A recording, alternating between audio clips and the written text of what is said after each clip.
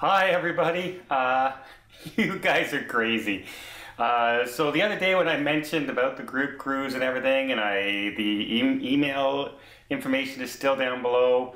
If you don't know what I'm talking about, I'll put a card up here so you can link to that video to talk about it. But I gave it a couple days, and I just said, I'll go in. I'll probably see 3 or 4 people in there, and we'll be able to get a small cruise organized. And when I open it up, there is 136 separate emails so far in 3 days when I open it up. So yeah, you guys are crazy if you think I'm that popular, so I don't know what you're doing.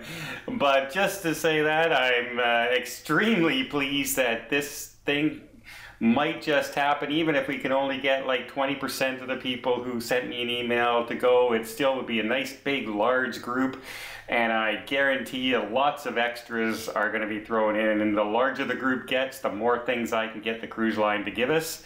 So more on that in the future. On with today. I've gotten a few a few messages from people lately that have just been sending thank yous saying, oh, by the way, I saw this video and this tip, and this is what happened to me on the cruise, and had it not been for the video, something else might have happened. So I thought, you know what, I'm gonna go down my email list, and I got the list of the top 10 things that people have told me, that tips that have really helped them. So I thought I'd repeat those tips just in case it can help other people out there. So that's coming up right after this.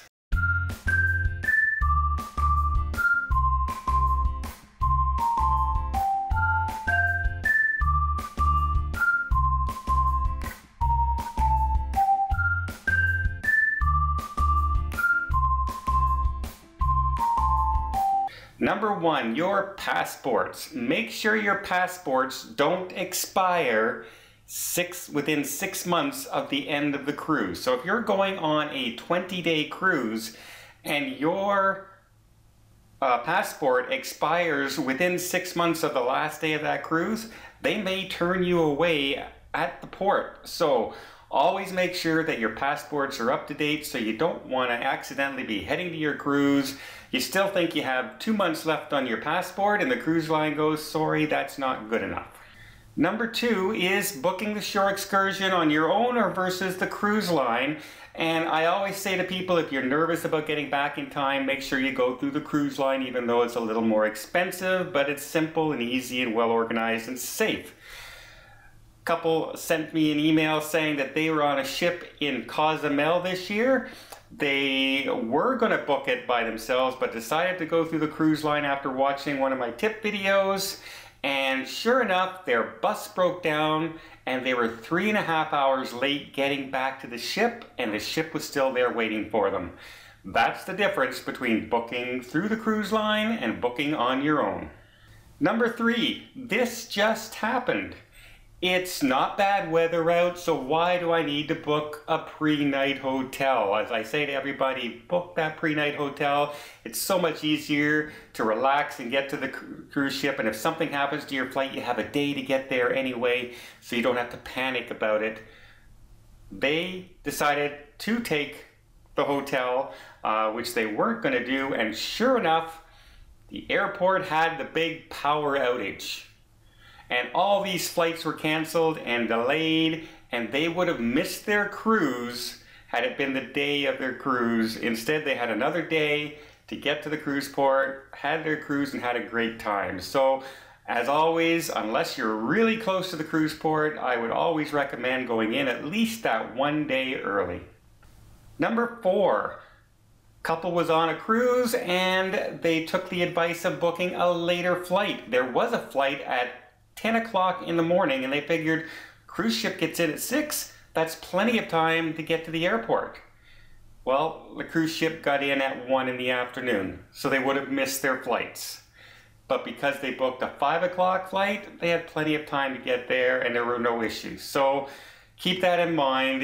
The cruise ships can be delayed. Sometimes they have to stand where they are to evacuate somebody. Sometimes there's a lineup at the docks for some reason and there's a delay. They just can't get in. Sometimes it's just bad weather or the ship has a little bit of engine problems. There's all kinds of reasons the ships can be late. So make sure that you're not going to be stuck trying to scramble for a flight by getting your flight later in the afternoon or evening.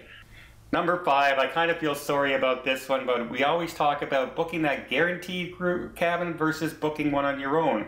Guaranteed is going to save you some money.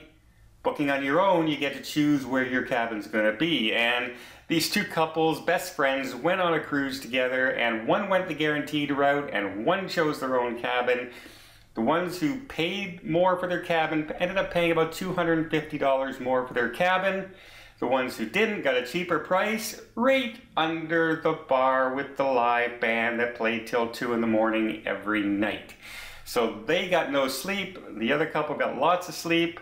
So was it worth the $250? Apparently the other couple certainly didn't think so, and they say they've learned their lesson. Number 6 was a couple who contacted me and they loved the cruise, but the wife always got seasick. And I asked them, well, what kind of cabins do they have? And they always got a high deck balcony cabin because they wanted the view, like most people think. But if you're prone to seasickness, that's probably the worst place to be. So I said, just this one cruise, try a low cabin inside closer to the middle of the ship. They tried it, and lo and behold, she didn't get seasick once, and they saved a ton of money on the cruise for taking a cheaper cabin as well. All in all, it worked out to be very good. So if you're prone to seasickness, remember, sometimes it's not the price that you pay, it's where you're located. Number 7, I'm always an advocate for traveling to Alaska. And I know people want to go someplace warm. People want to go to the Caribbean and swim and snorkel and all this kind of stuff. Perfectly understandable, but give Alaska a try at least once, because so many people that I know say, well, all right, we'll try it once, and then they're hooked. Just like I was when I tried it once, I became hooked on Alaska. So at least once, if you want to go on some cruises, maybe not your first cruise, but if you want to go on a cruise and you're an avid cruiser and you haven't been to Alaska yet, definitely give it a try.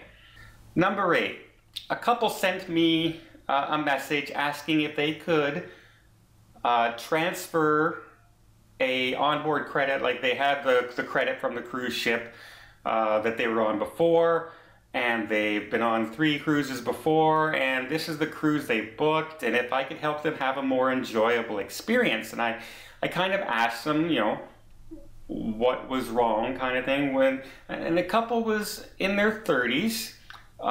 He's an active sports enthusiast. He plays football and baseball on the weekends. She likes to do yoga, and she likes rock climbing. And they were booking their ships on, the only 2 cruises lines they were on were Princess and Holland America.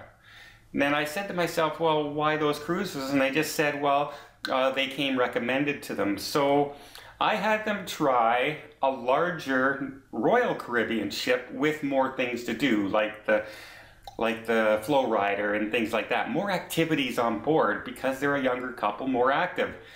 They said they enjoyed their cruise so much more than the previous 3 cruises because there was so much more to do that was suited for them. So as I always say, it's fine to get a cheap cruise, it's fine to do these, but if you're going to go on a ship that's not suited for you, if you're an older couple, you don't want to go on a party ship.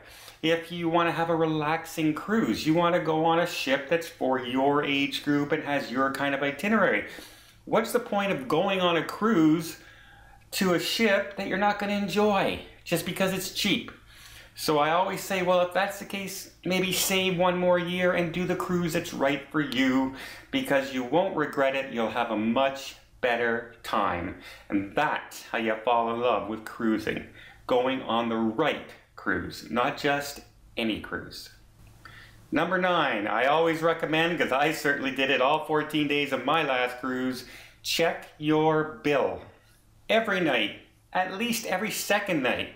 A couple was on a cruise recently, and they were checking their bill, and on the first night it was this, it was the second night it was this, and they would just see shore excursion. And the bill was a very low amount, but they knew they were on the shore excursion, but they were a family of 4. What was happening is, for some reason, the cruise line was only charging them for 1 person on the 4-person shore excursion, so it was only 25% of what it should cost. And then later, they thought, oh, we're way ahead of the game. So they went and they did some shopping on board and bought some jewelry and bought some watches, and then they went down to the casino and spent a few $100s in the casino because they thought they were way ahead of the game. And in reality, all of a sudden on the last day, 75% more bill came on for the shore excursions they were on. And as you know, shore excursions could be like $100 a person, so instead of a $100 shore excursion, it was $400, and there's like 3, 4. So yeah, check your bill, make sure you realize that it's accurate, and go from there, because you don't want any surprises on that last day of the cruise. And number 10, I get this one a lot. I just got one yesterday from somebody thanking me because I always say don't buy anything on the ship until it's at least near the last day of the cruise, and don't take a spa day on a sea day. Take it on a port day, especially if you know you're not going to the port, because you can save 40–50% off at the spa very easily on a port day. Look for the sale, plus they have most cruise lines have a 15% discount immediately, whether it's on a port day, no matter what, just to try and get people there. But as far as shopping is concerned, this lady was looking at this brooch, and she loved this brooch, and it was $1,000. And she told her husband, I want it before somebody else buys it, because she didn't see any more there. But they held off and they held off, and sure enough, on the last day of the cruise, that brooch was $600. So they saved 40%. And I see that all the time on the cruise line. The sales are huge at the end compared to the first few days of getting on the cruise. So keep that in mind. So those are 10 tips that people have sent me back this year that have actually said has affected their cruise positively by making sure they're doing those things. So I wanted to share that with you.